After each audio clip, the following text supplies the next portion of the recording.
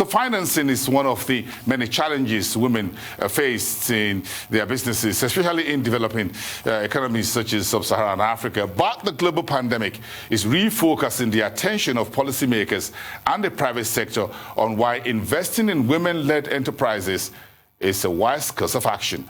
Joining me to speak to this very important issue is Rashidat Abdulai, an entrepreneur, a legal professional, and the founder of STRAND SAHARA. Rashidat is joining me this evening from London. Good evening to you, madam. It's good to see you. Good evening. Thank you for having me. Straight question. If women are an investment asset like stock, gold, silver, or aluminum, will you be buying? Absolutely.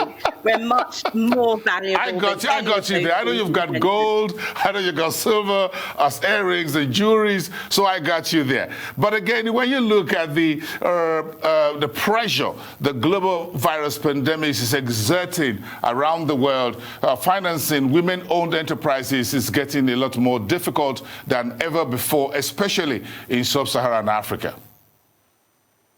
Yes, I think we can't escape that fact, but let's start with the positives. In sub-Saharan Africa, we have the highest number of female entrepreneurs, and that is just an amazing achievement. I mean, with Ghana, I think having the highest proportion of female entrepreneurs in the world. Now, this is a great standpoint to be starting from. But the fact remains that for women entrepreneurs, especially African women, securing funding remains a significant hurdle. And it's a barrier to success in many cases. And so we have to look at what we can do to redress that. And of course, then when you add to that the economic impact of the pandemic, then we all can see that the situation is even more stark for women entrepreneurs. Alongside the issues of them having exceptional challenges related to their gender when it comes to getting finance and the difficulties they face when they come face to face with these institutions seeking that finance, you have the social and cultural factors that also make it more difficult for African women to secure the funding they need. Now, these range from things that everyone will recognize. You know, the lockdown meant that all of us had to stay home and childcare came to a standstill. The schools were shut. Now, what does that mean if you're a female entrepreneur and having to deal with the dual challenge of running your business and managing your children's teaching? It's still the case that a lot of these responsibilities fall to women in society across Africa, the housekeeping in general and looking after the children. And those things, as well as cultural practices around property being inherited by the male members of the family rather than the female, it leads to a position where women are unable to sometimes put up the collateral that they need to access finance. And so there are all sorts of reasons why, unfortunately, right now, it is a challenge for a lot of Africa's women to get the support they need to scale up their businesses. But what gives me hope is the fact that as a result of this pandemic, the whole world has had to stop and really think about the way that we organize ourselves and what we invest in. And there's a lot of energy going into a COVID-19 recovery plan. And as you mentioned, a lot of stakeholders, including governments, think tanks, development institutions, are all making very clear their intention that they cannot leave women entrepreneurs behind. And so making sure that they're part of that recovery plan is, I think, a really positive move forward. Well said, Rashidat. But when you look at the table right now, what options or window of opportunities exist out there for women to secure long-term, low-interest credit or funding for their businesses, even under the present circumstances? It is challenging, but I think I would point women entrepreneurs to 4 different sources of funding. The first one is angel networks. Now, these are wealthy individuals who understand the world of entrepreneurship and business and want to invest some of their their wealth into the next generation of businesses. One example is the African Business Angel Network, which operates across the continent. And I think is a great way for women entrepreneurs to get the seed funding that they need to get the business off the ground, prove that they've got a product or service that people will pay for, such that they're then in a position to attract the larger institutional investors.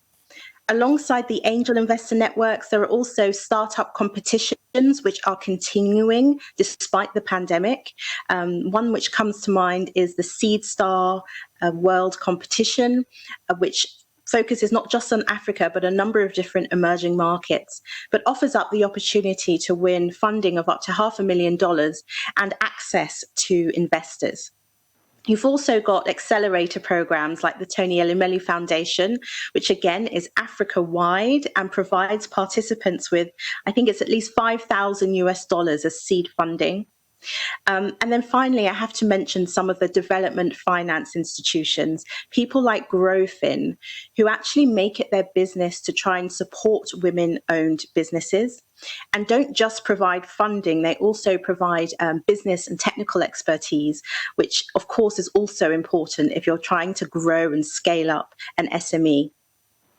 We need all hands on board, and the World Bank, the IMF, and a number of other agencies have identified youths and women as very strong partners in mitigating the impact of COVID-19. It all looks like it's going to be a very long-drawn battle. We don't have a vaccine and we don't have a drug for this. So if you look at the various economic sectors, what sectors do you think African states policymakers should prioritize for women, both in terms of policies and funding and other incentives? I think the truth is that there is opportunity across so many sectors. There is room for growth. There are lots of nascent industries across Africa. But if I was to pin down what I think are the most important ones, I think we have to look first at agriculture, agribusiness, and food processing. This is where a lot of women-owned businesses currently operate, but they're not yet at the position where they're able to scale up those operations in order to serve not just themselves and their family, but the entire community, and then ultimately exporting those goods. I think a lot of African governments have made known their intention to, over the next few years, become completely self-sustainable or self-sufficient when it comes to a lot of the staple food products that the populations rely on. And that, I think, is key. So focusing energy on, and money and time and resources on agribusiness, I think, is really important. And then close behind that is manufacturing. Again, because of, I think, the fact that a lot of this stuff is imported into Africa at the moment, and there's absolutely no reason why it can't be made locally. And when you think about the impact of that, not just on the economy, but the jobs that it will provide for the young people, you've got to focus your energy there. And then finally, I have to mention tech, of course, because, we're entering the fourth industrial revolution, and technology it holds so much potential for what we want to achieve in Africa. And also, frankly, we have some of the best minds on the continent when it comes to being innovative around how we can use tech to solve some of Africa's biggest problems. So those are the industries that I think require a lot of attention and that the government should really focus on. And I think women, young people, and men will all benefit. What has your professional experience taught you about the challenges and opportunities of financing women-owned enterprises in developing economies, Rashida? I think my experience has taught me that women make great entrepreneurs. They have amazing ideas. They have the great capacity to come up with innovative new ways to solve problems. They make good leaders. And frankly, they're half of the population. So I've always felt that actually women are sometimes the unsung heroes in business. We are overlooked, we are underestimated. And so in my opinion and in my experience, actually women have a lot to bring to the table. And so what I would say is that I think the things that can be done to make sure that we're not failing our women is really recognizing the unique challenges that they face as a result of their gender. whether it's the expectations of society on them, whether it's people thinking that entrepreneurship and business is more of a man's world, or whether, frankly, it's all of the money being focused on more of the male-dominated industries. I think these are all issues that need to be challenged, because the fact is that, women are a great asset to not just Africa, but, all of us in the world. We all know how much we owe our mothers to our success. So a number of countries distribute what you call social investment programs, so stipend mentally to families. If you were in charge, would you be handing this over to the husband or to the wife? I hate to generalize, okay? I hate to generalize. But statistics show that women are more likely to spend their money on the household and within the community. I think it's something like they spend 90% of their income in the household and buying the things that are needed for the family and the children. So your money would be in pretty safe hands, I think, if the women were in charge. I like that.